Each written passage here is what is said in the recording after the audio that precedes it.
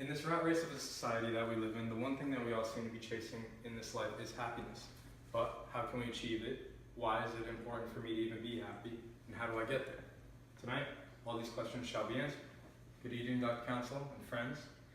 My name is Ventura-Coffey, and it is an honor to be here tonight presenting to you this information about happiness. Today, like I previously stated, you will absorb what happiness is, why it is important, and how you can achieve it. So, I'm going to start the basis of my speech by simply giving a definition as to what happiness is. So, upon my research, with the help of the Greater Good Science Center at the U of C Berkeley, happiness is merely subjective well-being. And if you would like a further, more in-depth description of happiness, you can relate the feeling with mutual feelings such as contentment, joy, positive energy, frequency, and emotion. Sandra Liumetsky, a psychological researcher, explains how happiness takes two forms and how they relate to each other in this video. So let's check it out.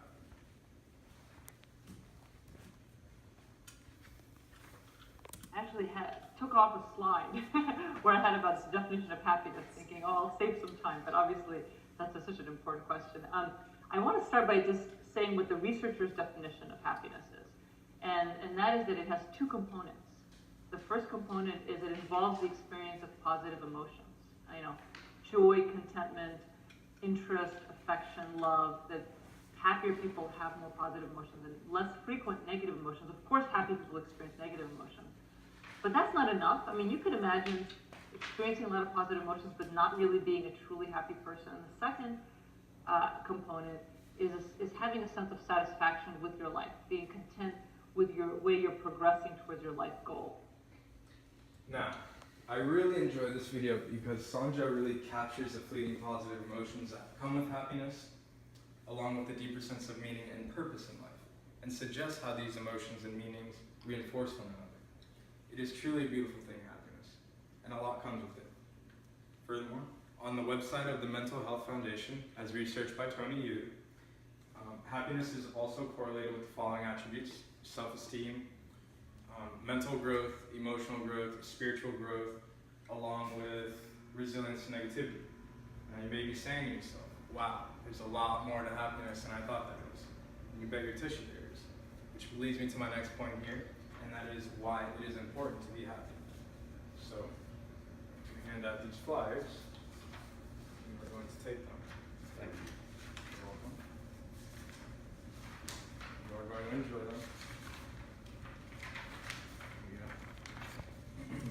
Now, as we get older, we realize that happiness is something that we can cultivate and improve other areas of our life with. According to the U of C Berkeley, happy people are more likely to get married, have that marriage last, be more financially stable, be more creative, and are generally able to see the bigger picture of life more than others. All of these things are extremely critical to the growth of yourself and dealing with those around you. Which is why I also believe it is crucial to find your own joy, create your own joy through hobbies, talking to people, going outside, just looking at the sky, whatever it is. Moreover, as I was reading this book called Unlocking Psychological Wealth by Ed Diener, he explains that our feelings help us interpret the quality of our lives and the world around us and motivate us to behave accordingly. And I believe that this is extremely important to the topic of happiness because that explains why happiness is important. Without happiness, you would have an extremely monochromatic view of the world and you probably really wouldn't find joy in doing anything. So, that being said, I'm going to explain certain steps that might help an individual achieve happiness. And these flyers, so take these as well, pass them out. Thank you. Of course. So, first and foremost, you should realize that happiness is not a destination. It is merely a tool that you should use to travel in your life. When we are not happy or experiencing feelings of gloom, we often feel as if we are lost. And the only way to find yourself is that happiness. If you have that sense of being lost, maybe it's time for you to start where you are currently and just start fresh. Learn to let go of the past and live in the present moment. Everything you do now impacts you later. There have been groundbreaking studies by Everett Worthington, Michael McCulloch, and their colleagues that are part of the U of C Berkeley research team that show that when we forgive those who have wronged us, let go of our past, and let go of our past, we feel better about ourselves, experiencing more positive emotions and feeling closer to others.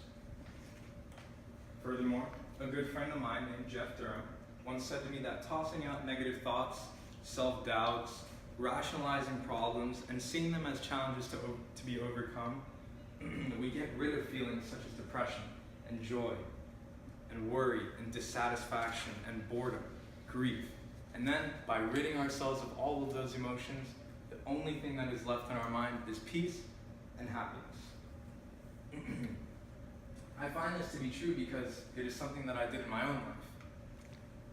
Once I let go of my past, my ego, everything around me, and just let life be lived the way it should be, it's very easy for me to find happiness, and my quality of well-being increased tenfold.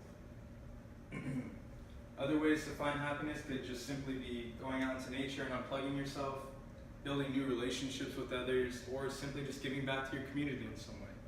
Seeing the smile on others' face after you've helped them will surely spark a smile on yours, and it will create that warm glow that you feel in the middle of your chest whenever you help someone. Finding happiness was the best awakening that I had in my life. Letting go of judgment, culture, and accepting you for who you are is when you truly become happy. Loving yourself is extremely critical in this life and this process, because at the end of the day, this is your only shot right here, right now.